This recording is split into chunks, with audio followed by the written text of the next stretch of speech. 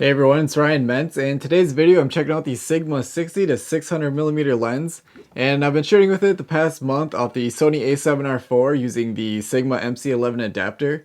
And in this video I just want to share some of my sample photos and my experiences shooting with this lens and tell you what I like and what I didn't like so much about it, so let's get started.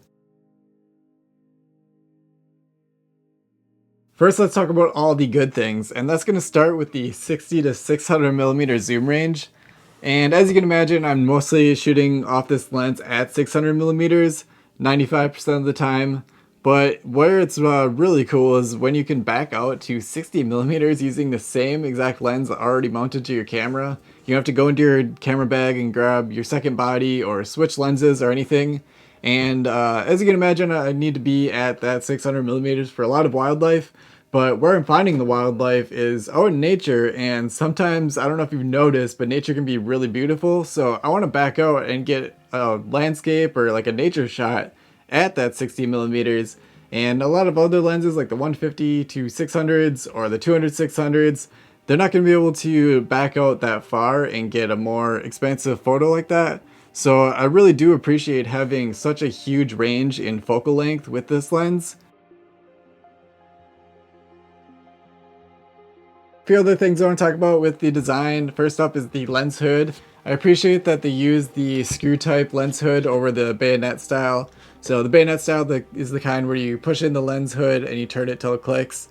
And this uses the screw knob to loosen and it pops off, pops right on, you screw it down to tighten it. I'm not sure if there's any kind of advantage or disadvantage to doing it one way or the other. I just prefer the tactile experience of using the screw knob here. And next is the lens foot. And kudos to Sigma for putting an Arca Swiss style plate built into their lens foot. I'm sick of tired of paying an extra $100 for the lenses that have a lens foot with absolutely no point to them. There's a blob of material. And so when you have an Arca style built into the lens foot, you don't have to go third party to buy a replacement. And if you don't plan on using the Arca style, there's no harm done because there's still have the screws on the bottom. You can still screw in whatever type of plate you need here. But this has all advantages when a company does this, and every single lens manufacturer needs to get on board and do this too.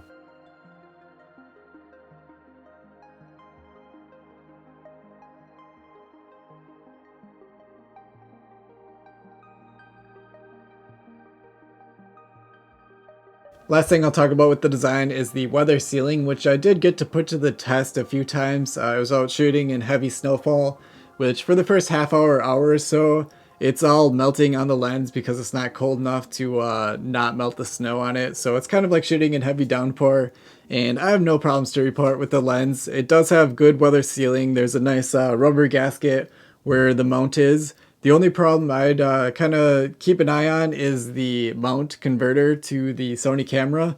So the MC11 doesn't have any rubber gaskets to it, and it'd be cool if they'd update this to include rubber gaskets on both sides, because I think that's going to be a problem area, and it's where I was a lot more vigilant in clearing off snow and making sure that things weren't seeping through. You don't want any liquid going in here because it's going to affect probably both the lens and your camera, and so it's kind of the danger point is probably the MC11 adapter.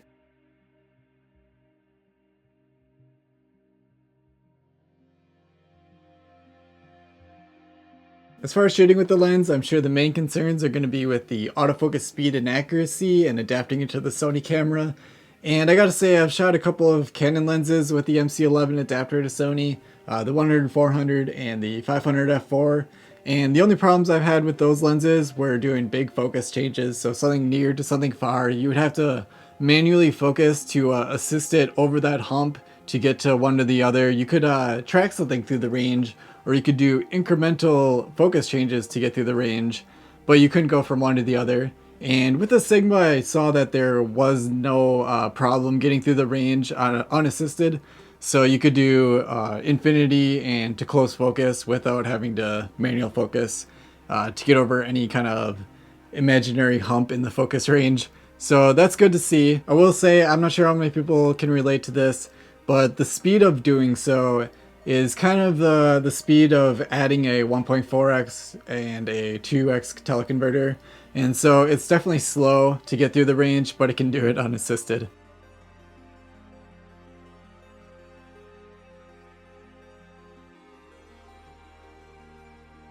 As far as autofocus accuracy and tracking, for the most part, I had great results with this. It's able to track faster moving subjects throughout your frame, and the only problem I will report is using the single point autofocus in the Sony cameras. And so in the viewfinder or on the back of the camera, you'll see that visual representation of a single point. And what I found with using this lens adapted on there is that the point is much larger than what the visual representation looks like. So there was a couple of times when I was photographing birds and there was no doubt about it, my focus point was on that bird, but it kept on back focusing or getting branches behind the bird, and that was a bit annoying to see, and I would have to manually focus to correct that.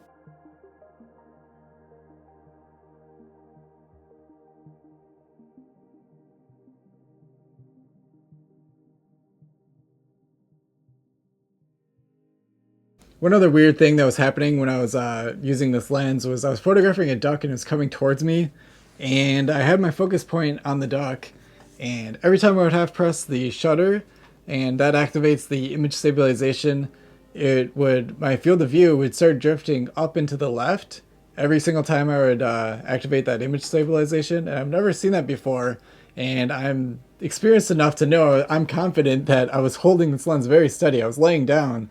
There isn't much room to move, but every time I would activate it, it would just start drifting up there, which means that my focus point was missing the duck because it was drifting with it, and so my duck was now out of focus too, and I kept on missing shots like that, so that's just a weird, annoying issue that I ran into just that one time.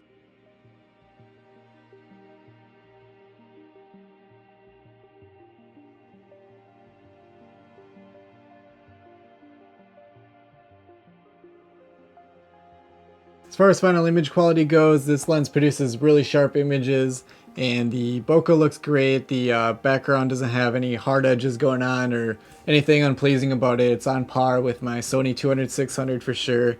And the only downside I noticed was at 60 millimeters. And so, I mean, come on, you can't get away with having a perfect 60 to 600 millimeter lens. And so at 60 millimeters, you do see a lot of color fringing. It's just something you're gonna have to live with if you want such a dramatic zoom range. A couple other nitpicky things I'll say is I do wish the focus ring was a lot looser. So as it is now, you can't really turn it with just one finger or like two fingers, which is how you would normally operate it when you're shooting. You do have to really grip it in order to turn it. It does have a full-time manual focus override, which is great. I just wish I could use it easier. And then the other thing is going to be with the zoom ring. And what's nice about the zoom ring is that it does have a locking switch for each of the marked focal lengths. And the only problem I have is that the switch deactivates if you put enough pressure on it. And I'm not sure if it's because I have like a rental unit lens that enough people have had this lens before me where they kind of just broke the switch a little bit maybe. I don't know if it's supposed to lock hard. I do know that when you're at 60 millimeters, the lock is actually a lock, but at every other focal length, the lock does not stay locked if you put a little bit of pressure on it. Actually, there is one other nitpicky thing to say, and that's with the lens hood. I do wish the lens hood is about double in length, because when you have blowing snow or rain falling at an angle, it's so easy for it to hit that front element, or even if you're like shooting up at an angle slightly, that angle makes it really easy for precipitation to start accumulating on the front element. And I'm not sure if it's limited by the 60 millimeters that having a shorter lens hood means it won't start creeping into the image, but it just would be nice to have a longer lens hood to it.